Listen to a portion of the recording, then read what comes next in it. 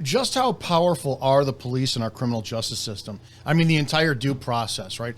How powerful are cops? And if you've ever stopped to wonder why we have so many bad police that go unpunished in America, it's for the chain of events that they start, and ultimately everything is based off of their actions and behavior, and why our government never holds bad cops accountable. I'm going to talk about something that's very close to home for me and why I got so bitter in law enforcement. For everybody who's wondering, what changed you? This is what changed me. I want to talk about how much the veil was pulled up and the wool was pulled over my eyes when I thought I was part of a system that was built on integrity and honor and respect, and it really was abuse of the citizens. Now, if you know my story at all, you know that in 2016, I discovered our body cameras were recording us nonstop on duty, and it was everything from taking a piss or a shit or being able for our department to read our text messages. And it was a setting. If you have WatchGuard body cameras, there's a setting called record after the fact, where it's more than just a 30 or 60 second buffer before your camera kicks in. That video records nonstop no matter what. And we filed a federal lawsuit, and a lot of people are like, why? And at the time, I had an option. I loved my job, loved my career. I was golden boy in the department. I was the union president, fiduciary in the pension board. I was an FTO, defensive tactics instructor, lead DUI officer. There's a ton of stuff that I got in the department. I was always taken care of because I produced. I took bad guys off the street, and I upheld my oath and loved the community I served. But I could have kept my mouth shut. And I could have still been patrolling today. Hell, I could have had stars, bars, stripes, blue diamonds, and clovers on my lapel, and I could have been command, hell, even chief maybe.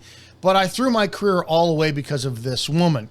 Prior to the lawsuit, I had learned about a woman named Melissa Kaluzinski who was directly involved before my time with my police department while I was with another agency. And when I learned her story, I was blown away, and I was heartbroken, and I felt more betrayed than any girlfriend who had ever dumped me for some other guy. I couldn't believe I was part of a system that was the complete antithesis of everything I believed in. And I'm going to put links to her story from 3 48-hour interviews by Erin Moriarty in the description of this video. You can watch them yourselves. They are fantastic productions done. Now, at the time, when I learned about this, I couldn't believe it was true. Bottom line, to sum up the story, this woman is sitting in prison serving a 31-year life sentence. She's a convicted murderer. She killed a toddler. She killed a toddler named Ben Kingan. That's exactly what the courts convicted her of, and she's been in prison since 2009. She's innocent. She is 100% innocent. There is glaring medical information proving that she is innocent. There is proof of alleged manipulation by the state's attorney to prevent evidence going to her defense attorney to exonerate her innocence. There is all of this out there, but she's still sitting in prison. Regardless of Kathleen Zellner, Stephen Avery's lawyer, being her attorney in this case. And for those who don't know Kathleen Zellner, she will prove you are more guilty than sin if you lie to her and say, I'm innocent, and she takes her case. She's going to prove that you're guilty. That's how ruthless that woman is at getting to the truth behind getting her clients the full truth exposed that they need. And she's been very successful on this. I decided with my body camera case that fuck this department because I could not believe that my fingers touched in the pool of filth that was involved with this case, and I couldn't be a part of it anymore. So it was a very easy decision for me to blow the whole thing up, knowing that my legacy in some way, shape, or form, simply because I was a police officer under the man who investigated this case, would taint my legacy as well. It was a personal pride decision that I just couldn't fucking sleep with at night. So I decided to file a lawsuit. And if you've ever seen the video on my career, what happened after that, the rest happened after that. But despite this woman being in prison for 31 years, despite evidence being out there proving that she is innocent, despite alleged proof of government manipulation, and all of this information is sitting right now in front of our governor, J.B. Pritzker, how can this woman still be in prison? This should absolutely make you sick to your stomach, because this doesn't just happen in Lake County, Illinois. This happens in every county in every state in America. The manipulation of the truth, the facts, and the corruption of our government.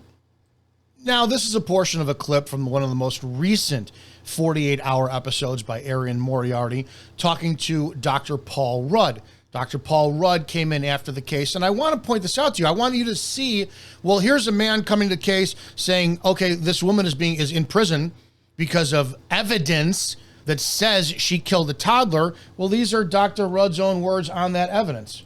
And in 2012, a year after the conviction, Dr. Thomas Rudd, the then newly elected Lake County coroner, agreed to review the autopsy evidence at the urging of Melissa's trial attorney. I saw a membrane, and I thought, my God. What do you mean when you say you saw a membrane? You see a scab, similar to what forms on your skin, except it's in the brain. This is a slide of a part of this infant's brain. Correct. By definition, if you have a membrane, you have an old injury. At Melissa's trial, Dr. Choi had told the jury he observed no sign of an old injury. But according to Dr. Rudd, Dr. Choi had simply missed it.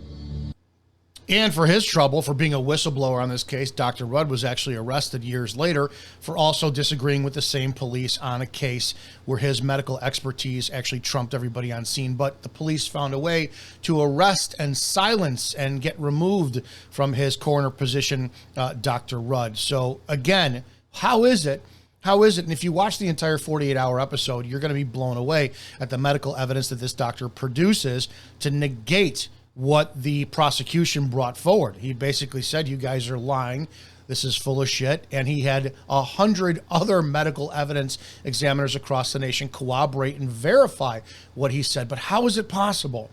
How is it possible that if the police get it wrong, that an innocent woman is still in prison?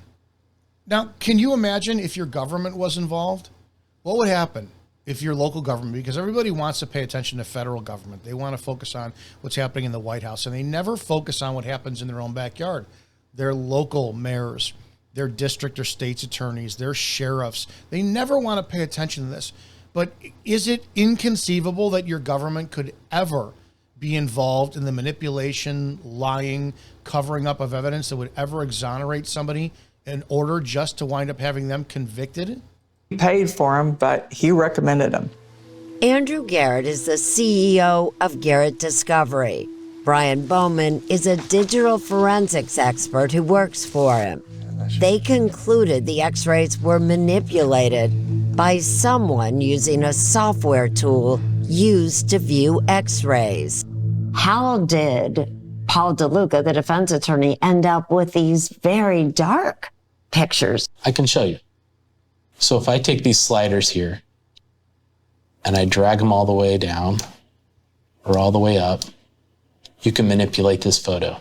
So somebody went in and they altered the contrast to make it look like that on screen and then exported that file. On the coroner's computer. On the coroner's computer. Bowman agrees there was little DeLuca could do. The defense counsel could have adjusted some of the contrast on the JPEGs that they were given, but they couldn't make the images bigger, and they wouldn't be able to go in and zoom into the depth and have the clarity of the image that the original is. But if Ben Kingan's x-rays were manipulated, who did it? In their report, Garrett and Bowman pointed to the state. You put in here, the state adjusted the settings of the images that resulted in black, washed out images. You're saying that either the prosecutor's office or the coroner's office, but somebody representing the state did this. Yes. Yes. This is not a kiosk computer sitting in a lobby. This is in their custody and control. You have to be in the coroner's office to get access to this. You know, the one thing that I got blessed with over the years is I was always on that one side of the badge. I was the one putting the handcuffs on. I was the one that was actually taking the statements, making the arrests, writing reports. I never dealt with what the citizens dealt with, which is this absolute feeling of helplessness going up against the machine, the state. How can a woman still be sitting in prison if you have credible professionals saying, no, the evidence that was given to the defense to defend this woman, to prove, I'm sorry, she's not guilty, she's innocent, because let's not mince words in the United States. There is no presumption of innocence. That you're guilty until you prove your own innocence. And we know the funds and the helplessness. We know how it is. But how is it this woman could still be sitting in prison? All of this information has been presented to the Illinois State Supreme Court. They didn't care. And it's now being taken to J.B. Pritzker, where the governor, looking for, I believe, a pardon. How? But I can't comprehend. I never could. I never could comprehend how is it that once the silver bracelets go on, if you have an undeniable amount of evidence proving somebody's innocence, how are they still sitting in prison? And again, I want to give you a news report recap on the circumstances of this before you start thinking that the machine is anything other than a completely corrupted, evil system that starts and stops at your street cops. The ones who wear the badges are in control of the entire system, and until they change, nothing will change. Right now, a story you'll only see here on CBS 2. I got angry. Yeah. And I went, boom. How could you ever admit to something? What they do to you in there, it's a nightmare. A daycare provider with a low verbal IQ confesses to killing a toddler in her care. In this original report, Brad Edwards speaks to Melissa Kalyasinski inside prison. She says she didn't do it, and science may back her up. After the years have passed, it's been just so overwhelming.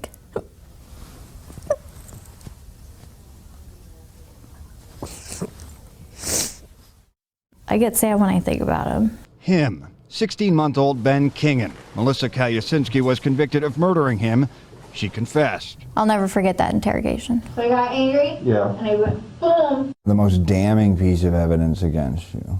You threw the baby down. Yes. In the video. Why'd you do that? They were saying those exact words and doing the same hand gestures. How could you ever admit to something? What they do to you in there, it's a nightmare. After 79 denials, I never disciplined him. Never. I'll even take a lie detector to that. she confessed 6 hours into the interrogation. Do you remember the feeling of being in that room? I do. What did you feel? Scared. The only way for me to get out of there was basically what they wanted. Do you blame someone for this? Mostly blame myself. I wish I was stronger. What brought us here, 7 years after Ben Kingan's death, new coroner Dr. Tom Rudd discovered x-rays showing no skull fracture and says a previous head injury caused his skull to enlarge at an alarming rate. September 2008, head size in the 50th percentile. December 2008, the 75th percentile. And January 15th, 2009, the 95th percentile. That the day after he died. When did you know something was desperately wrong? The minute I called for his name. From a distance, he was pale white. Have you ever done anything violent? Never. Ever? Never. Did you ever strike him? No. Prosecutors contend Kingan may have had a prior injury, but Kalyasinski delivered the final blow. The coroner disagrees, citing no skull fracture. He changed Ben Kingan's cause of death from homicide to undetermined. Were you hoping you'd be out by now? Yes. What do you miss most about home? Everything. At night in prison, where she keeps to herself. I say a prayer for my family. And she cries, she says. I do it where no one can see me. Sometimes at night I cry myself to sleep. And the next hearing in the case is scheduled for March. So far, the state's attorney's office has fought Kalyasinski's efforts for a new trial. The prosecutor and police declined comment. Kalyasinski is now represented by Kathleen Zellner, a lightning rod, who successfully helped overturn numerous murder convictions. She's also currently representing Stephen Avery of Making a Murderer renown. I know what you're thinking. This should be pretty cut and dry. You've got the evidence against the state on this. You guys got it wrong. Release this woman. What's the big deal? If we had a system of integrity, holy shit. To me, when I was going through the discovery of this case that I was never a part of, and I saw the evidence, it was no different to me than saying there's a man in prison, but another guy comes forward 20 years later and says, sorry, I actually committed the murder that you arrested, prosecuted, and convicted this man on. I have the gun that matches the ballistics. My fingerprints are still on the gun. I have a videotape, high definition, digital image that you could tell has not been manipulated whatsoever. I did it. Here's a confession. You'll see that my DNA matches the crime scene, all of this. This is what my state of mind was. And the state goes, yeah, we don't care. We don't care. We have to let us run this through the process of our appeals boards. And maybe in 5 years, if you take it to the governor, we can get him out. I never understood this. How is she not out? And as if it couldn't get any more bizarre, what if? What if there was more to this case? Melissa Kalusinski was interrogated for hours about the injury Ben Kingan received just before his death. But what about the daycare worker who was reported to be with Ben a few months earlier when he got a lump on his head? She didn't return our calls.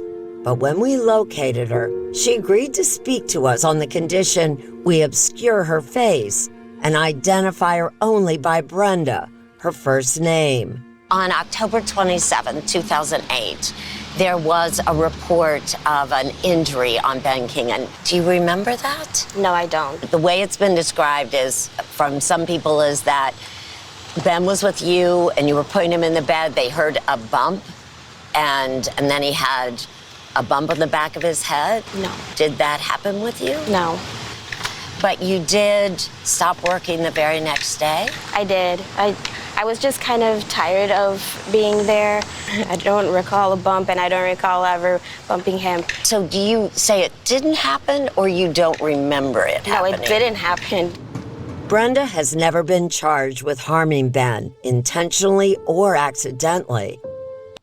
Now, as if that wasn't enough, there's always a victim in a case, right? And since Benjamin Kingan isn't alive anymore, and I'm not a parent, his parents are victims of this case. But even with all of that evidence out there, this is their position when it comes to Kathleen Zellner stepping forward and saying, I have all of this evidence, factual, credible, righteous, that proves Melissa Kalusinski, who is sitting in prison right now, did not commit this murder. This is what the parents have to say about that. But also they are making an impassioned plea for Ben Kingan's parents. My name is Amy Kingan, and I am here with my husband, Andy. We are the parents of Benjamin Kingan, who was murdered by Melissa Kalusinski, threw him to the ground, fracturing his skull. Because of her actions, Andy and I are adamantly opposed to Melissa Kalusinski's release. We continue to read about how there's no justice for Melissa, but where is the justice for Ben and for Andy and myself and our surviving children? We hope that you, as the Prison Review Board and the governor, will deny her petition for clemency. Now, I'm not a parent, and I don't have a toddler who died. But then again, too, I have to imagine that Melissa Kalusinski has parents, and she is sitting in prison. And if you were the mother of somebody who's a victim, you would want all the proper information to go out, to vindicate, to exonerate, to put to bed the truth of what happened to your dead toddler. But then again, I can't account for how some people grieve and where they place their anger. But again, her feelings aside, the parents of this toddler who died, at whatever circumstances legitimately happened, why? Why would she be vehemently against the truth coming out to prove what truly happened to her child? And who's responsible? I told you, everything starts and stops with the police. And when we have uneducated cops on the street, you know, guys who truly don't know the Constitution, breeze through training classes, just push the next button on the computer to get to the slide in 10 minutes, which is supposed to be a 3-hour training for that day. When you make a mockery of a profession, think you know it all, or don't even have the training to begin with, you have a legitimate problem because the entire case bases on you, as does the chain of events for that magical word lawsuit. This is one of the biggest problems in law enforcement today. I've said this for a million times. The police can start and stop all corruption in law enforcement across the board, all the way from them on the streets to the judges on the bench, but they won't. They never do. So to educate you instead, I'm going to play a segment from the 9-hour interrogation of Melissa Kalyasinski. I played all that in the buffer to begin with. You form your own opinion. But if none of that made sense to you, none of it, right? Why is it that medical evidence, an x-ray, manipulated x-rays, a membrane, a potential true, a subject who committed this crime, who apparently was indicated in a report there was an injury and the next day quit suspiciously, but never did, no police investigation, and the parents who don't want this done, if that's not enough to prove to you how evil the system is, then you need to arm yourself. You've heard me say this a million times. Fish only get caught when their mouths are open. Fish only get caught when their mouths are open. You need to understand, not if, not when, no buts, no ands, nothing. Never, under any circumstances, ever speak to the police. They are not your friends. Take what I'm about to show you and show it to your children.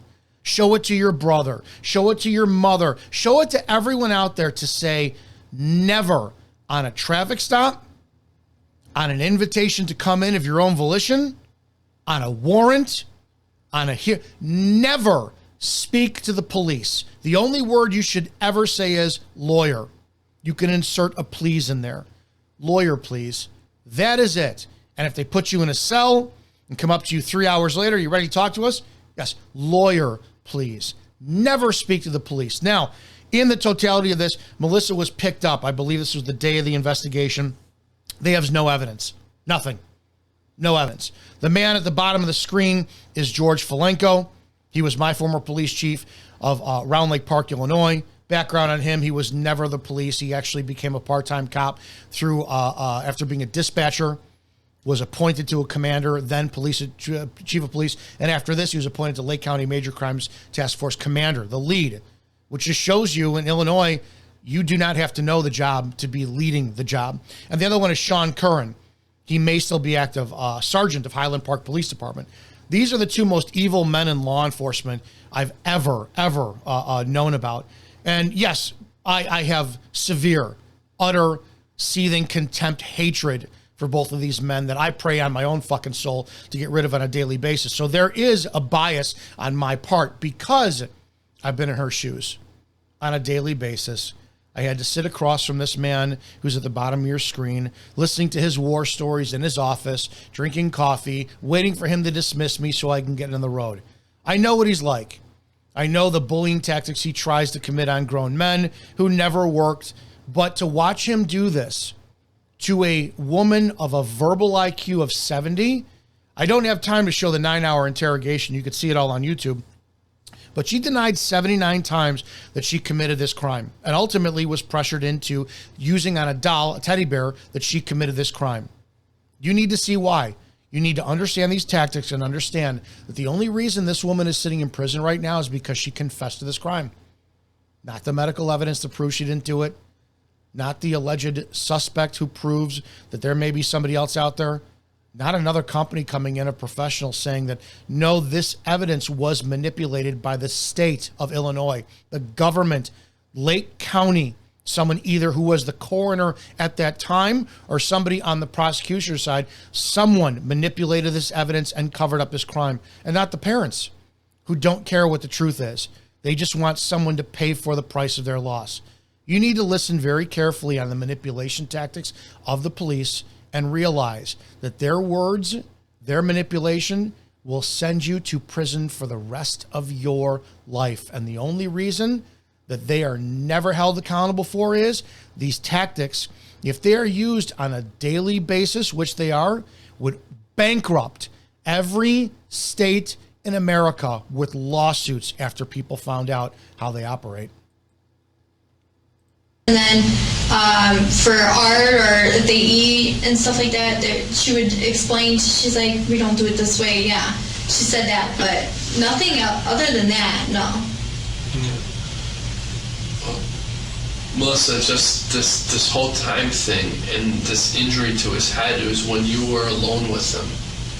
I mean, I don't know how you could convince us that he did. He was sitting, yeah. He was sitting. Like, there was nothing around him or anywhere possibly that he could have hit his head. I'm clueless. I don't know. I mean, could he have dropped out from a changing table when you were changing his diaper and you're afraid to tell us? No, I would never do that. I am not going to be afraid to tell you. If I drop somebody from the change table, I would be stoked and crying, freaking out, but I would go and tell. But sometimes people make a mistake. You need to start listening to the leading questions they ask. Now, they have no information. This woman was denied a phone call. She wasn't allowed to use the bathroom. She was sitting there for 9 hours, I believe, was the first round. And you can see the way that an interrogation is done, you have an interrogation or an interview. And normally in an interview, the subjects, they're made to know they're free to leave. They're still read their Miranda rights, but they're free to leave.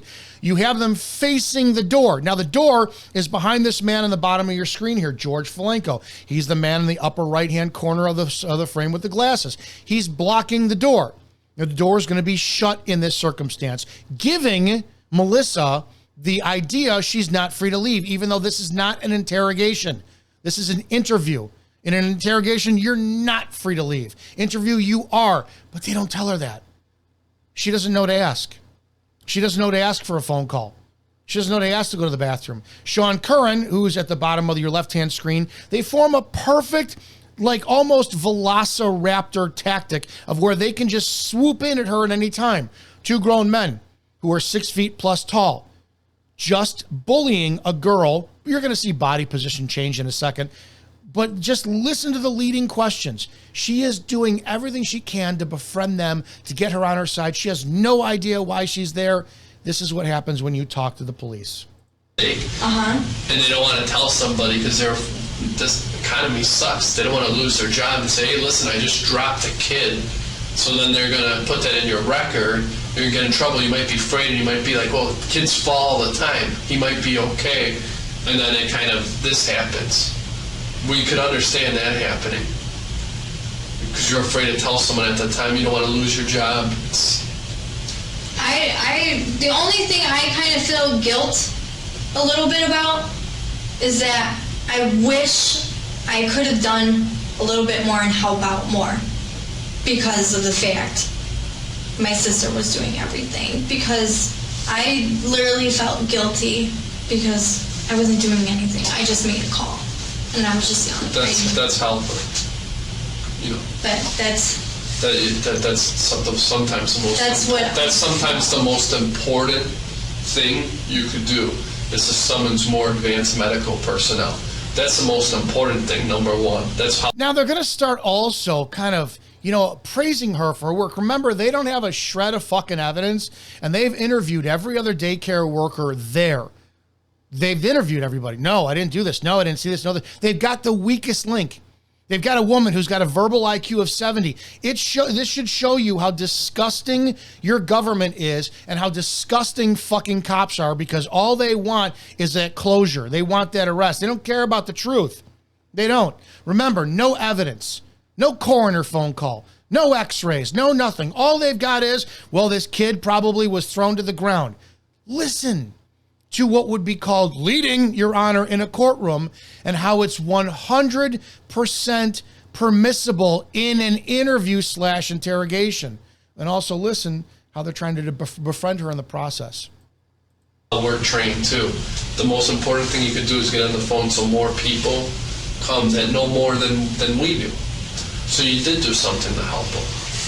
But we don't want you to be afraid to tell us because you were afraid you're going to lose your job, and you thought it would be okay because you see kids fall every day. You probably see a kid fall every day, literally, like fall down. We don't want you to be afraid to tell us that, because at the end of this investigation, Like, we're going to have so many people working on so many specials. We're going to know exactly probably what caused the injury. Okay. Right now, we got a team. They're probably closed down the nursery by now. This part is important. I want you to listen specifically to what Sean says to her. Remember, it doesn't have the evidence. This is bullshitting. You're allowed to lie in an interrogation. Police are allowed to lie as long as it's not to promise something. If you tell me that you committed this, I'll let you go. You can't do that. You cannot do that. Listen to what he says about the team of cops that they have on the daycare right now. While she doesn't see what's going on. She's in a room with two grown men. She says repeatedly, I want to go home to my puppy. I want to go home to my dog. Again, verbal IQ of 70. I'm not insulting her, but this woman is not up to par on an adult IQ level, and they're taking advantage of it. Listen to him paint the picture of what they're doing right now to make you the victim of their police interrogation, their police bullying, their police manipulation. Think, oh shit, they've got something on me, so I may as well confess to it. It's to place doubt in your mind as to, maybe I did do this. And that's all they fucking need to put you in handcuffs and send you to court. I don't know if you're probably not aware of that. They're probably closed it down by now, but we got a team of evidence technicians. Okay. And they're sketching crime scene investigators, CSI. They're sketching the room, the floors, and at the end of this, might be not today or tomorrow, they're going to know exactly what caused this injury to his head. I mean, because there's certain things that could cause a certain injury. Yeah. You know, we actually have very good photographs of his injury. Okay. And then, even though it's was not it always, in the back of the head or in the front of the head? That's what he asked. I'm just kind of curious. Maybe I could. It's very difficult for me not to get completely outraged and emotional over this because this woman couldn't defend herself, and those of us who worked under Falenko, we could. And yeah, it's been years later. It's almost a decade later that I don't work for that man, but my God, my hatred. You heard what she said. Was it in the back or was it the front? And what was his next question? Why do you ask? It's an immediate, you have to remember, cops are not looking to prove you innocent. They're looking to make sure that they assign you guilt. Why do you ask? Once he does that, she's going to start tripping over herself, and they're going to take the investigation in another direction. Police investigations, there's two things you need to understand. A, in most cases, hopefully a good police investigation, they have all the evidence they need to convict you, and they're just looking to tie you into admitting that you did it. So is there any reason why he would have a bump in the back of his head? Well, they already have proof then, medical evidence, proofs beyond a shadow of a doubt that there's a literal bump in the back of the head. Then they want you to tie it to, well, yeah, I threw him into the crib and X, Y, and Z. The other investigation tactic is they don't have dog shit, nothing. And they throw things out there to see what you go with so that they can go that direction and base their next line of questioning off of what you say so that they can bullshit and see what sticks to get you to admit it. Now, remember, I just played for you. There is medical evidence. This was a pre-existing condition. There was no skull fracture. There is a secondary suspect on this, who's probably a prime suspect, Brenda, who quit the daycare a day after she was indicated in a report that there was a bump on the child's head. There's the parents, and this is after the fact. They don't care who committed this as long as somebody fucking pays.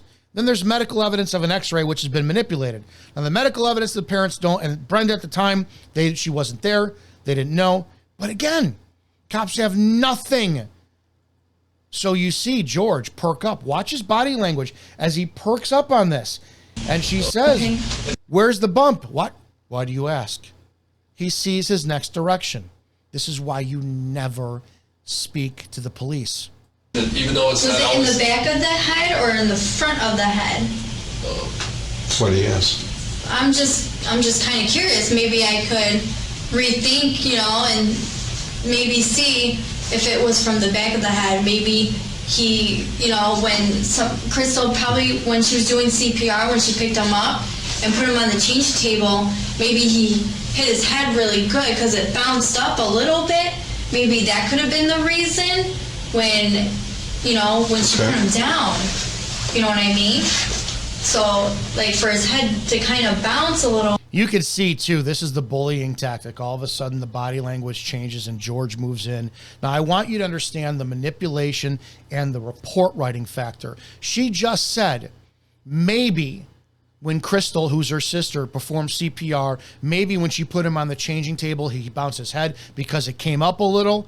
It's the word because that will tie in a question to a literal fact, an observation. In the report, they're not going to put subject, who's Melissa, said maybe that when Crystal did this, maybe his head bounced up. They're going to put subject observed toddler's head bouncing off the thing because it rised up a little bit. That's what's going in the report. That's what's going in the report. So when state's attorney, defense attorney reads this, they're not going to go through all this time of the 9 hour. They don't have time. They should. It's their job, but they're not going to go through it to tighten. They're going to go with the police report because police swear an oath that everything they said and wrote in the report is factual and true, because it was. Because all they did was eliminate a part of what she said before that. So it's not a lie. It's not a lie. Here's Melissa trying to give them, yeah, maybe this happened. That's why I'm curious. Maybe it happened when Crystal did CPR, because maybe his head bounced off it because I did see it rise up a little bit. That's all they care about. That's all they care about. But notice the hard-on, the erection George gets for this information, it causes him to move in almost as if he's sexually aroused at what this woman is saying, because now he knows he's a dog and that's a pair of fucking panties he's been sniffing. A little bit, but like she didn't bounce him like hard when she put him down. She was doing the CPR. I made sure I had the kids stand back, and I got all the kids out of the way because like I was saying earlier, I had the kids in the kitchen, so maybe that's what could have happened when she was performing CPR. Did you see his head bounce? A little, yes, I did. And she was only trying to help him. Yes, she was trying to help him. What's the table made out of? What is it actually had it was our changing table. It had a mat on it though. Oh, and mat. then underneath it though was hard. But he would have hit his head on the mat, right? Yeah, but it was the mat was kind of hard. That wouldn't have caused this injury. That's the only thing though. I'm thinking. Is there any way that an accident might have happened and you were afraid to tell someone because you thought everything would be okay? Yeah, no accidents whatsoever. No. I never, yeah. And what about him hitting his head and, you not paying that much attention to it and then being re-aggravated on that changing table? Could that? Yeah, there you go. Hey, you don't have anything to tell us. You're not giving us anything that corroborates what manufactured evidence that we came up. But what if? What if that you did this happened? Could that have? Yeah, that could have happened. That's how it's going in the report. Subject said when she did X, Y, and Z. Do you see why you never, I'm going to be saying this a million times, don't talk to the police. Not on traffic stops, not on investigations, not on warrants. You hear the silence of the black community who do not want to sit there and talk to cops who show up at shootings. And, well, if only the black community would speak, the crime in the black community would go down. No, they've actually got it right. They've 100% got it right. It's not about snitches. It's about the police who will manipulate what you say and potentially tie that crime to you. You can hear it. He's saying it. What if? What if this happened? It doesn't matter. This woman is sitting in prison regardless of literal proof in front of J.B. Pritzker, the governor of Illinois. On his desk, here is factual, literal, proven evidence that this woman did not commit this crime. We don't care. She admitted to it. She admitted to it. That could have. With him hitting his head, yes. But I made sure the clear way, when I would pick him up Because when I changed him from a nap, he wasn't acting like that. He was fine. He let me change his diaper and everything. But when I place them, and when I place even every kid now in my room, I hold their head and I gently put them on the changing table so that they wouldn't hit anything. And I made sure of that. But when he would like seriously like do this, and then he would like try to put him down, sometimes he would hit his head on the changing table, like on the mat though. And he would whine and cry because he didn't want to get his diaper changed. So it's safe to say 45 minutes before he started losing contact. They have nothing. They don't have a goddamn shred of evidence to even remotely put the bracelets on her. So what do? They keep, well, we got to get to the truth. We got to get to the truth. So this scumbag, this fucking corrupt cop, Sean, decides, well, let's go in another direction because I'm not getting what I want. And because as the police, I have the fucking power to kidnap you and keep you here as long as I want to wear you down. This would have been over if this woman said, sorry, I'm really not comfortable. I need to talk to a lawyer. Do I get a phone call? I'd like to talk to my father. I'd like to call him to get a lawyer. The parents at this point, Paul and Cheryl Yazinski, had no idea where their daughter was. Couldn't get a hold of her. Couldn't find her. Here she is in an interrogation room with two large men who have the door blocked. She doesn't know that she's free to leave. And when they don't get the answer they want, they take it a different direction, hoping she'll bury herself. Consciousness, the only people in this room were you and Nancy. yes. So if someone did this to him, it would be safe to say that the only people that could have done something to him would be either you or Nancy. So now Sean paints the picture, right? Curran paints the picture. Okay, here's your out. Here's your out. Because the only two people who could have done this were you or Nancy. Now he's hoping, well, Nancy did it. Nancy picked up Ben and dropped it on his head. He's giving her a path to take so it's not definitive, because once you put that definitive dead end, well, you're done with your investigation, right? So he's creating another off-ramp to take the story another way. Don't talk to the police. Don't talk to the police. Don't talk to the police. Is that a good, if it happened within 45 minutes of this? I agree, but I don't even know what I could have done to make him hit his head. But you would, like I said, this is a substantial injury. If he hit his head to cause this injury, you would know. I would. You would know. But not saying you meant it to happen, but you would know. Because you also have to look at the proximity. If you look at the way that Sean and George both take turns leaning in on her, it's intimidation. Now, this is a female. I want to know why there wasn't a female in the interrogation room with them, but it is what it is. So you have two grown men, again, blocking the door. She doesn't think that she's free to leave. She doesn't know that she's free to leave. This is an interview. She is not suspected of the crime. They've been through everyone at the daycare. Everyone's story is straight. Her story was straight until she decided to start helping him. So she wanted to be a friend to him. And again, why is she sitting in prison still? It's because the state knows if they went through all the police tactics out there that do this every single fucking day, every municipality, every county, every state would be bankrupt from the lawsuits they'd have to pay out. I know you're very careful and everything, but I'm very careful with my son, and I'm paranoid because of all the shit that we go through and we deal with. But I mean, I've hit my son's head to take. This is where Sean now starts relating, right? It's okay. I've done this. I've done this to my son. It's okay.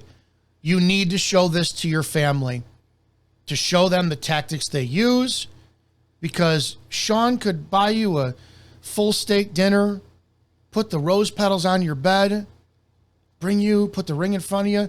He's still going to fuck you, but not the way that you think you're going to get fucked. The truth on the door frame was carrying him through. I mean, it happened. It was an accident. I didn't mean, I thought. Oh, and he's done that too.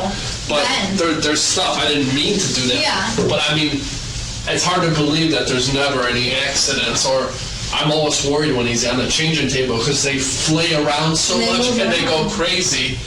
And I'm afraid sometimes when I get his clothes, sometimes I have to put him down on the floor because I know he'll jump right off it in 1 second. They're so quick, babies. When I put him down, he turns on his stomach, I swear to God, in 2 seconds. And he thinks it's a joke. He thinks it's a game. So it's hard for me to believe that there's never no accidents because I'm only watching one, and you love these kids, I know you do, but when it's your own kid, you'll see someday you're really, really, really, there's even more love for the child. No. And when that stuff happens to me, even with one kid, I can't imagine how someone could take care of 8 kids and there not be mishaps. I mean, it just has to happen. Yeah, if I had seen any accident, I do report it. I do. I say something. I let them know. And I even asked. Have you ever reported an accident before? Not there, no. Again, he's got nothing. She's flat out says, yeah, okay, great. But no, if there's an accident, report it. So what does he do? He takes it to the next stage.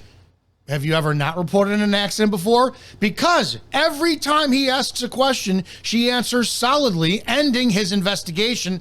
But no, I got to take it to another place. I need this conviction. I need this arrest. I need this stat. Nothing she is answering is good enough. They're going after her because she's the weakest link because she keeps her mouth open. She just keeps talking. I've never... You've been there for a year and 2 months? I've been at the other place. I mean for this company. For this company, yeah. I have reported accidents. Like what type of accidents? Bumps on the head. Like from what? What do you mean? Like, did they fall This is where Sean starts going after information, right? He doesn't have the information, so she's going to give it to him. What kind of accidents? Oh, what bumps from what? She's giving him all the information he needs to convict her. It's insane. Don't talk to the fucking police. Yeah, when they fall or they clench together and there would be a mark literally on their heads and I would report it and I get an accident report and I fill it out and then when I'm done filling it out, I sign it, I give it to my boss. They look over it and then they sign it and then we have to have the parent's signature. I've done that a lot. Sometimes when places make people do all that stuff, it's a great system, but it's a pain in the butt because you're like... Now here comes the line of questioning. Well, you answer that one. Okay, but sometimes you don't want to do it because it's a lot of work. Shit, he just hit his head. He'll be fine. This kid hits his head every day. I don't want to be filling out reports. I'm the only one in here. I got to watch these kids. So you continue to watch them thinking everything will be fine. I check too for bumps and everything. I feel their foreheads to make sure and everything. Well, I mean, this was real apparent, these marks that he had. I mean, but I really, Melissa, I need you to... I know. I'm like, it's like you were... He doesn't have it, right? Now he goes into pleading. This should drive you outraged. I don't care if you're not in Illinois. This is very personal for me. I can't watch these interrogations without that brick swelling up in my throat. And every time there's a new 48-hour interviews I watch, I burst out in tears. I'm so fucking angry for what they did to this woman. This man, Sean Curran and George Falenko, are fucking evil traitors to law enforcement. And this is what he's doing. He's pleading now. I'm not getting what I want from you. So I need you to tell me what I need to hear. And there's another part in the interrogation where she actually picks a teddy bear up, throws it down and says, I'm just trying to show you the way that you need this to happen. She literally says, I'm just trying to help you. That's it. She fucked herself. Like a family member, I would want to scream and say, Melissa, if you're involved in any way, please let these guys know. I would like to tell you that we're not here to hurt you, especially if it was an accident. We're not. A lot of people are afraid of the police. There's no need to be afraid of us. I know. We're here to get to the bottom of this. If it was your child, we would do the same thing. We're not trying to hurt you here. I know. We don't think you intentionally went in and hurt this kid. I swear I don't think that. I wouldn't. But I do think an accident happened. And I agree. And we need to know. That's what I want to know though, because every time I have held him, he has been safe. He was head resting on my shoulder. or in my arms sometimes. And then we'll walk around, he'll dance with me, we'll, do dancing. But I have never in my life that I've been there, even ever, would seriously do that to him. Because I even know for a fact too that toddlers at his age, they are sensitive. They still have growing skulls. Their heads are still sensitive, just like really baby ones, small tiny ones. And I understand that their heads are sensitive. But I would never. We're not saying intentionally. I know, and I'm just saying if there was an accident, I would say something. I can understand why someone wouldn't. There's stuff that we're supposed to do, like at work, and it's a lot of protocol, and sometimes, if you hurt yourself, you're supposed to fill out all these forms, and you got to go to an accident review board, and it's just like, man, I don't want to deal with all this BS. I'll be fine. I don't want to say anything. So I understand how that goes. She's giving her permission. See, we're cops, and sometimes we don't follow what's supposed to. So, and I'm purposely making you sit through this segment, and it was 9 hours. 9 hours she went through this, and I'm making you sit through a small portion of it to understand the torture that police do. When you saw in the video, you have no idea what they do to you in there. You need to understand firsthand, so you never speak to the police. But I want you to understand that after today, we might have to talk to you about a couple things, but after today, it's going to be really hard for you to say, you know what? Here's the threat. Pay attention to what this manipulative fucking scumbag Sean Curran says. Right? Man was promoted as sergeant for his trouble.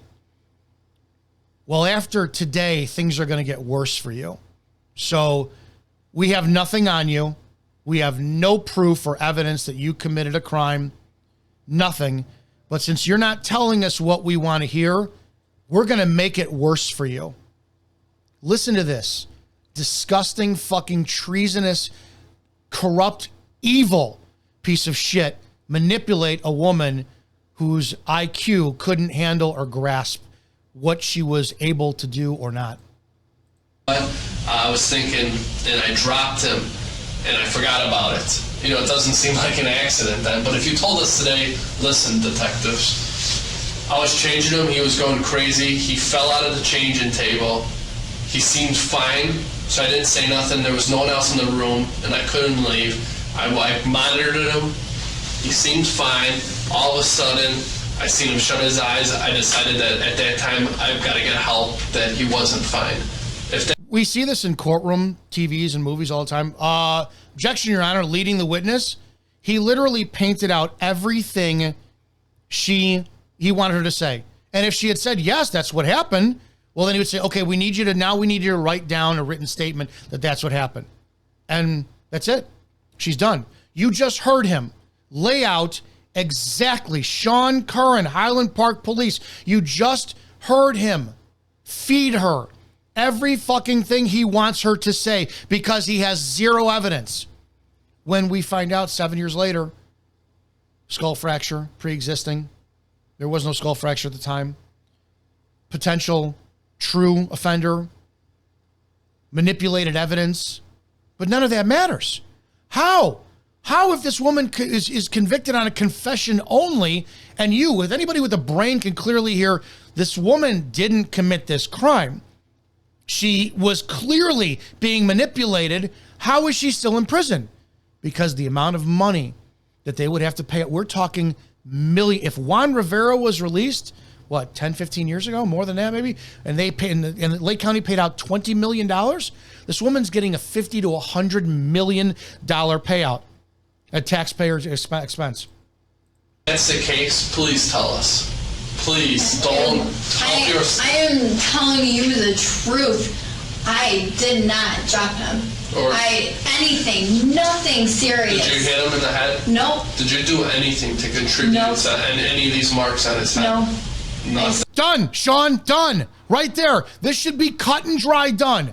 This is where I get so fucking pissed that I swear to God, why couldn't a grown man be in that room with them who could defend themselves, who was articulate, or even a grown woman, right? Not to be sexist, who knew that they were manipulating bullshit tactics and say, you asked, I answered, we are done with this interview. You need to arm yourself with knowledge and just watch. She is definitively stating, I contributed nothing to this kid's death. Every question you have asked, I have answered. Is it enough for George Falenko and Sean Curran? Let's find out. Swear, nothing. Okay. When you say nothing serious, what do you define as serious? That I would never put my hands on him. I don't. Did you hear it? Let me back up in case you didn't hear it. Where she says, I've done nothing serious, and that should be the end of it. But no, instead, George, who was never even a cop, decides to come up and say, what do you mean nothing serious? Does that mean something else that wasn't serious?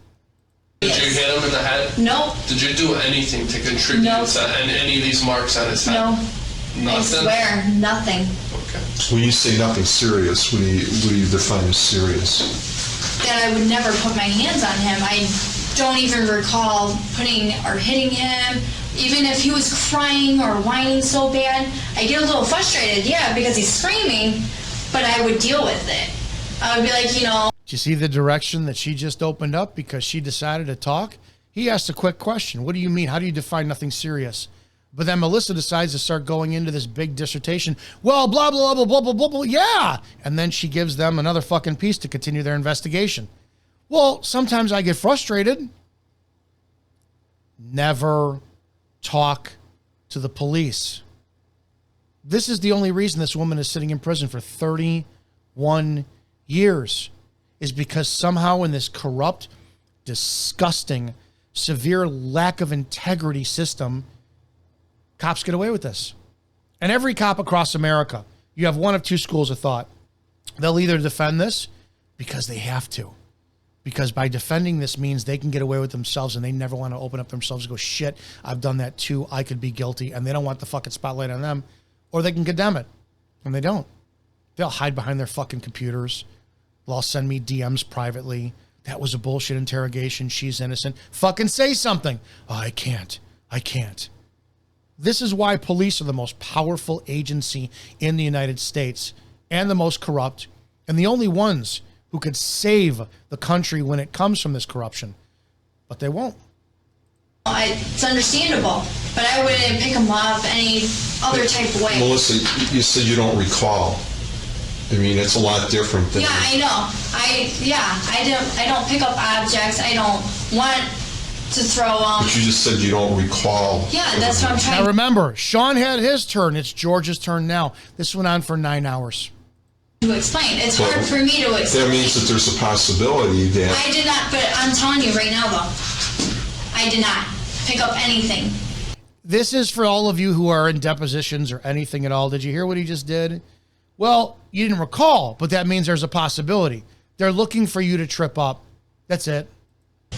I did not pick up anything. I would never, ever... What do you mean, pick up anything? I wouldn't pick up anything to hit a child. It's not my child. I never said you did pick up anything to hit a child. I didn't, though.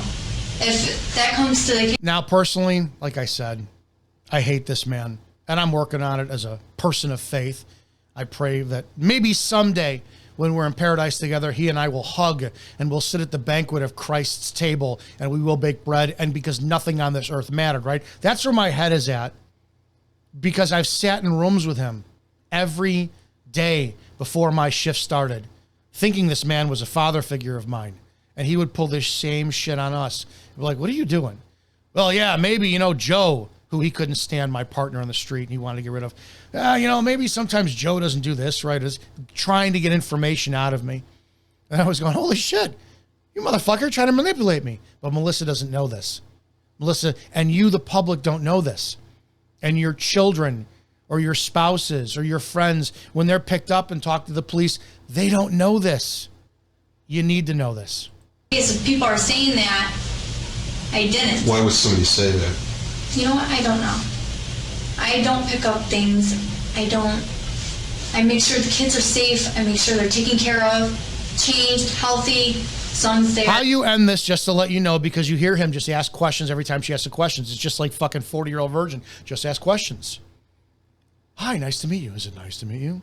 How are you doing? Fine. Are you fine? It's the same thing. right? This is how this ends. Do you have a direct question? Do you have any facts or evidence that link me to this crime? Am I being arrested or am I free to leave?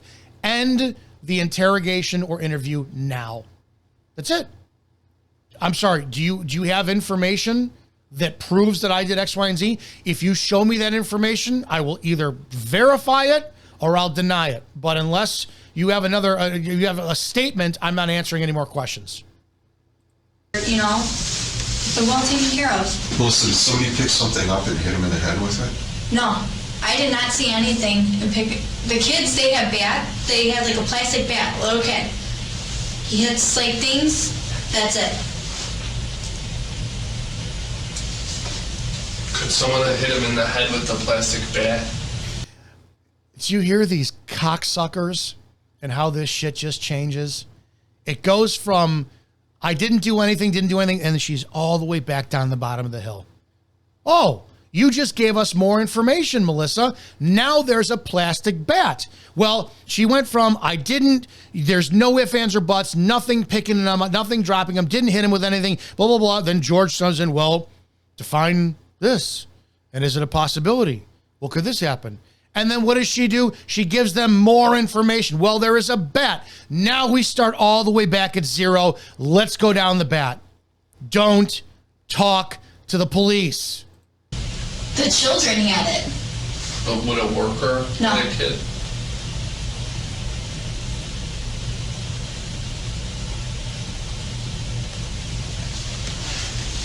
Did you lose your patience and hit him? No. Sure? Yep. Positive. Because if you did, it's understandable. No, I know. It's very freaking stressful dealing with one baby. I know. I know. I never knew it till I had. Didn't this? And again, every time I want to cover this, I've wanted to cover this story for years, and you know, I can't because I get too personal. My professional side goes out the window. Didn't this fucking scumbag, corrupt cop ask her this many times already? But because the answer wasn't what he wanted, he's going to get it out of her. What if she goes, yeah, I did? Well, wait a second. Then what point does the criminal justice system recognize, dude, you asked her that 5 times. She answered no. But because she's tired of her bullshit, her head is spinning, blood sugar's probably low, has to piss, hasn't talked to anybody, it's cold, all this shit. Now she's going to say yes. It's like, what the fuck? You wore her down. Well, how is this legal? How, for the love of God? There should be 0. The Miranda warnings should be eliminated, and it should be simply, you do not have the right to answer any police questions without a lawyer present. None whatsoever. It should simply be that. No lawyer, no questions. Don't answer at all. My own, because I never watched babies in my life, but it fucking makes you lose your mind.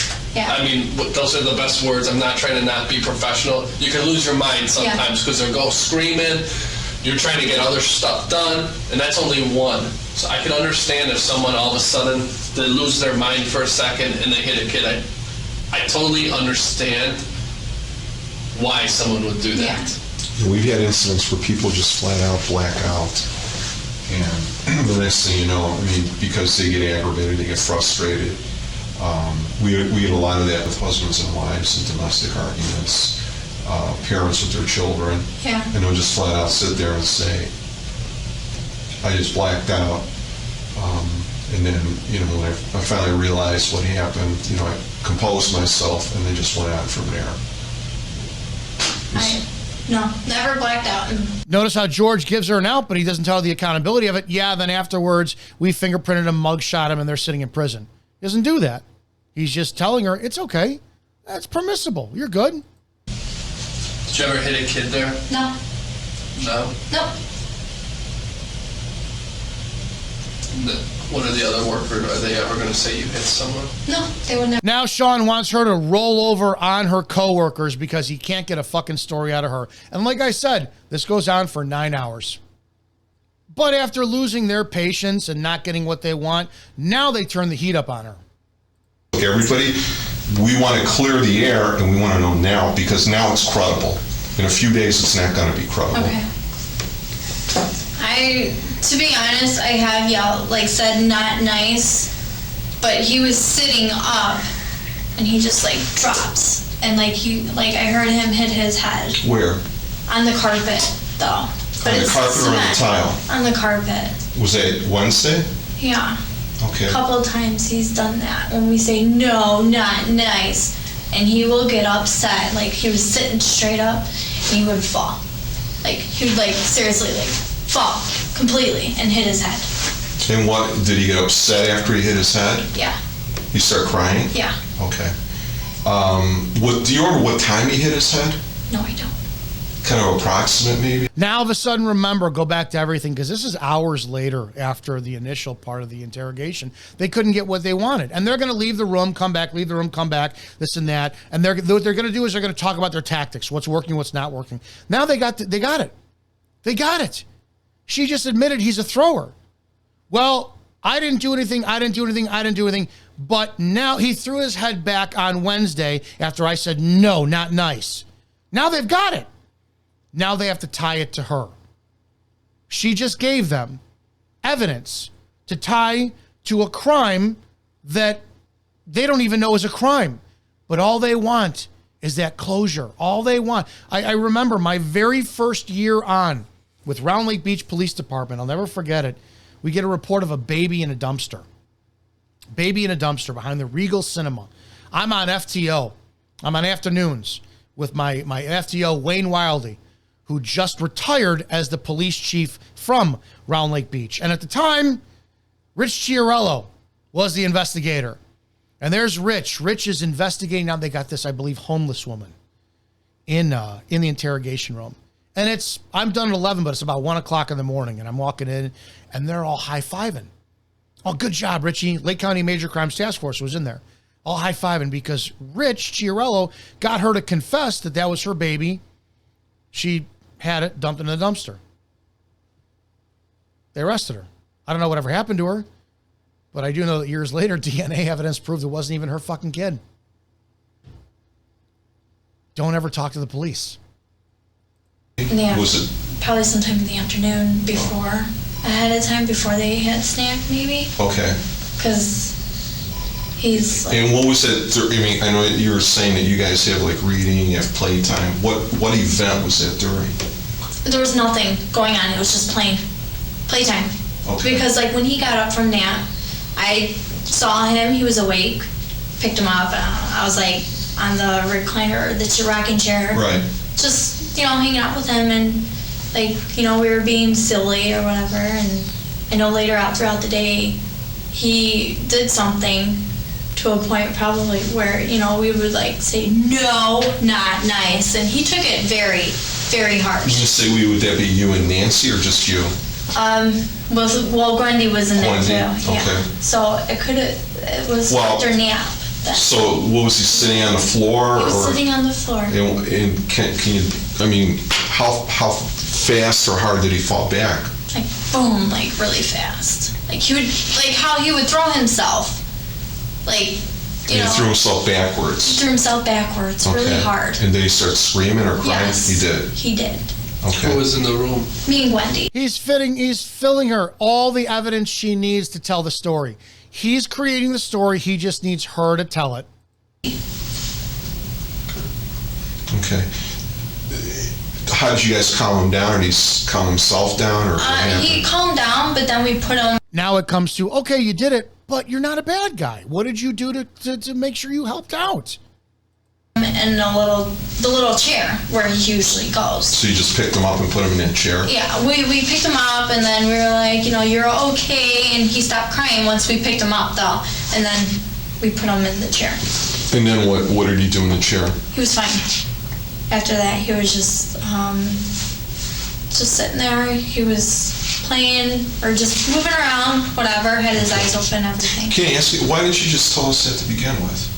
I wasn't thinking straight because like I said, I am nervous. I've never been in a situation. Well, wait a second. She just confessed. Why didn't you tell us that in the beginning? And a lot of people who are morons think, she just admitted she wasn't thinking straight.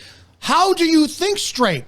How do you think straight when you have two grown men beelining both of you on an off-centered fucking flank, blocking a door. You don't know where you're at, what time you're at, where you call your parents, any of this, and they keep feeding her. Well, maybe you did this, maybe you did this, maybe you did this, maybe you did this. Holy mind fuck. And if her verbal IQ is 70, you have to think what it would do to a grown adult. Maybe I did do this. Holy shit. Maybe I didn't see this angle. How is this legal? How? When I found this out, this is where my disgust for law enforcement, for being a part of what was supposed to be a righteous calling, a profession built of integrity. I couldn't. This man was my mentor. There was no way he would ever do anything. And then I saw this shit. I was like, are you kidding me? So it was an extremely easy part for me to wind up going and filing a lawsuit for our body cameras. Because if he did this to us, then of course he did this to a verbal IQ lacking young woman. And she wasn't the only one to happen. Marnie Yang is another one. We'll get to her another day. Situation like this, so it's very hard. We understand that, and that's fine. But we just want to know, make sure that there's nothing. Here's the body language intimidation right here. Look at them both leaning in. This is predatory.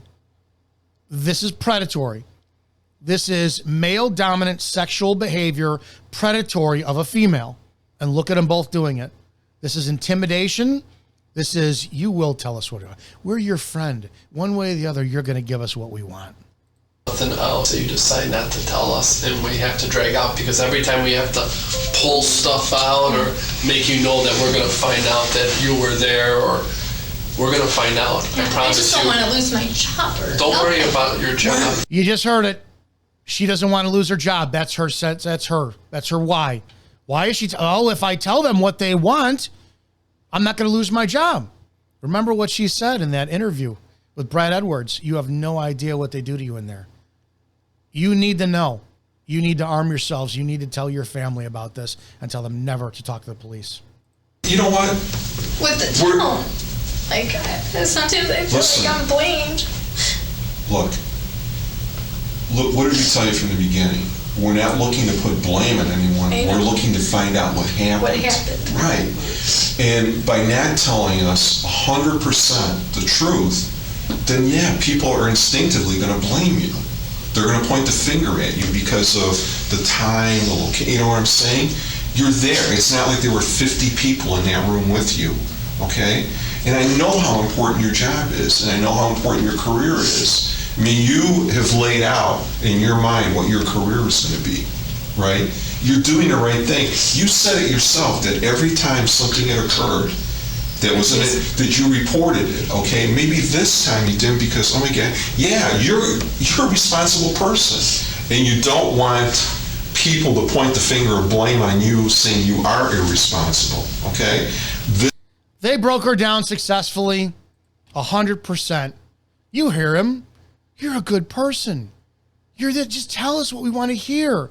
They broke her down.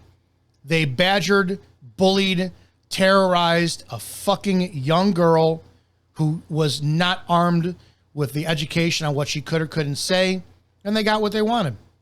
So after the breaking down, getting her to sit there and start crying, now they go to work on her. And this part is in mono, so it'll be difficult to hear. But look at the body position. Look at the body, the velociraptor, just both of them swooping in on their prey. And listen, they're breaking her down. She's crying. They're feeding her information. All she has to do is repeat what they say.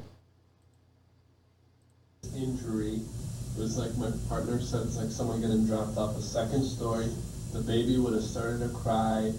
It would have happened right when this whole thing went down. It would have happened right before it, I think. You would have known, you know exactly when the incident took place. You're making yourself look real bad. We're trying to think that you didn't intend on this injury to happen. You didn't intend on this to happen. But for whatever reason, it did happen, okay? We need to know, and we need you to tell us, and you need to be honest to help yourself out here. You should be honest with us. What are you most afraid of? Just tell me about this whole situation. That it could be my fault. Okay. I just don't know how. Okay, but what are you most afraid of if it is your fault? Clean out your fucking ears, Sean. She just told you. She is afraid that she is somehow tied to this kid's death. She's not afraid of losing her job. She's not afraid of going to jail. The first thing she says is, I'm afraid of I'm somehow connected to this, that she actually caused this kid's death. This sounds like a criminal to you, but these two scumbag, evil fucking cops continue. Everyone won't talk to me. Who? Their co-workers. Co-workers? Why? The only, I don't know. You think that they never made a mistake in their life? I just have a gut feeling it's like it should be my fault. Ever since I got a piece of paper, I just felt like, what did I do wrong? And I've been trying to think thoroughly, and that's why I haven't been able to sleep much, because I'm trying to think, what did I do? Or what did Nancy do? Right. What are you most afraid of if you did something? That your co-workers won't talk to you?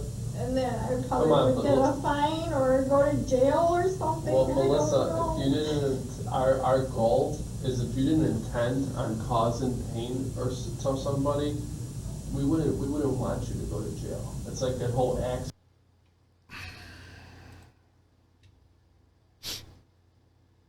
They can lie. We're going to send you to jail, but you heard what he said. You just heard how this man was allowed to continue. Sean Curran of the Highland Park Police. How this man was allowed to continue his career blows me the fuck away. Remember, you can't lie in law enforcement. You can't say, well, just tell us what we want. You're not going to go to jail. But what does he say? We don't want you to go to jail. That's lawful. That's lawful. The police are not your friends. The police are the enemy of the people.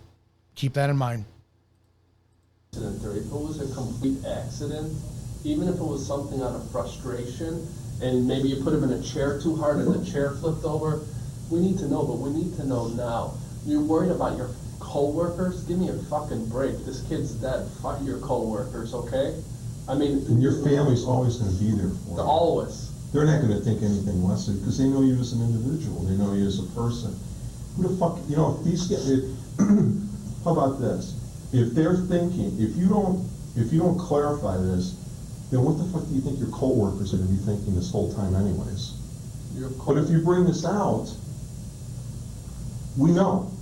There's no doubt about it. It was an accident. And tell me that they've never erred in judgment. Come on. That should be the last thing. So there they are, giving her permission to confess to a crime that she didn't do. Bullying her. Both of these men should be criminally charged and they should be spending 31 years in prison. But again, that's how that goes. But remember, you want to talk to the police, right? They're your friends. I just can't stress it enough. He was, wobbling and getting frustrated because he didn't want to be held. He wanted to be put on the floor right away. Okay. So as he was doing that, I was getting still a little frustrated. And what happened was I didn't look to see how far I put him down. And he hit the edge up here. How hard did you put him down? It makes a difference. It Yeah. really does. You need to tell us how hard you put him down. Did you pull him down? Because you did. How hard? Show me with the down. Show us how angry you were and show us what happened, and let's just get this over with and move on. Okay. So I got angry. Yeah. And I went boom. We think in this situation, the other babies are screaming, crying, whatever. You're taking care of him by yourself. You have been in your hands. He starts acting up, and you get mad at him and you throw him on the floor. You threw him on the floor? Yeah. Really hard. Really hard. Yeah. Show us how hard you threw him on the ground. I went like that. Okay. Just like, Yeah. because you just wanted him out of your arms. Yeah. Okay. Why I have you didn't been say no lying? lies. I didn't. I'm trying to make it sound right. I really We don't want you to am. make it sound right. We want you to tell us the truth. I am. Why did you lie to us before? I thought it would have been done and deal, but I didn't think it would come down to this. And Down to I'm what? so confused. It's the last thing where it's pushing and me getting angry, and I don't ever go to that stage ever. I want things to get done. I want to be done with things. And I want to help you guys so much because Why did you, what did you think after you threw him on the ground? I felt like, gosh, I can't believe I threw a child on the floor. I've never done that. And with so much frustration because of one person taking care of like 8 by themselves, 8 babies while one is doing the dishes, it's frustrating with all these kids because they're screaming, crying, wanting to get out and play. You can't do everything. You don't have 8 arms. You have to take your time and do everything one at a time. And I'm very, very truly sorry. I didn't mean to get an attitude with you guys. It's okay. It's okay. We understand. I'm so sorry. Okay, we understand. I'm just kind of curious how much more. Not much longer. We're on the phone right now. We're trying to get this done as quickly as possible. Because I just want to go home, spend time with my parents and my puppy. Let me get, let me get this all going. How many lives did Sean Curran ruin throughout his career? How many lives did George Flanko destroy throughout his career? And it's not just them. These are 2 out of how many hundreds and hundreds of thousands of police and millions of police throughout the years that are allowed to use these tactics that completely are just vile and disgusting. We still use things like the Reed technique, which are utter bullshit. Well, if you look up and to the left versus up and to the right, cross your arms, you get defensive. It blows me away. This woman is still sitting in prison. You saw portions of a 9-hour interrogation where a girl was not allowed to use the phone, wasn't allowed to call her lawyer, wasn't allowed to call her family, wasn't allowed to use the bathroom. You saw 2 grown men completely on top of her, pleading with her, manipulating her, feeding a story. And that's what she's in prison on. Not medical evidence, not a potential other suspect, not manipulated state government turned over evidence that would have proved it was a pre-existing condition, but a false confession. How is this allowed? This, if it won't change, if our police, if we don't have every cop in Lake County stepping up saying, let this woman out of fucking prison right now, we fucked up, then you're going to have to arm yourselves. You need to spread this video across America to everyone you know, because the Melissa Kaluzinski, she's at your dinner table tonight. She's across the fucking hall from you. She's your best friend. She's everywhere that they need a fall guy. The police need a fall guy. And that's going to be you. That's going to be your friend. It's going to be your sister, your brother, your dad, your niece. Doesn't matter who it is. They need someone to manipulate so that they can spin their story. You need to pass this video everywhere and show it to people of what not to do when it comes to talking to the police ever. No traffic stop, no investigation, no witness statement, nothing. Nothing. You are not safe. I don't care what good you think is going to come from it. I will tell you that even if you're the witness on some horrible accident, murder, this and that, the police are going to take your name. It's a matter of time before they look into you over something. They can't be trusted. They cannot be trusted. They have proven they are the domestic terrorists and the enemy of the people until they step up and say, this has to stop. I don't know what else to tell you other than the fact, I've said it before, I'll say it 1,000,000 times. Fish only get caught when they open their mouths. If you want to help, or if you want to find out how you can help Melissa Kaluzinski, go to Facebook and find the official Justice for Melissa Kaluzinski family Facebook page and request to wind up joining on there. I know you can contact the admins directly if they have a donation page to help her out with any attorney fees.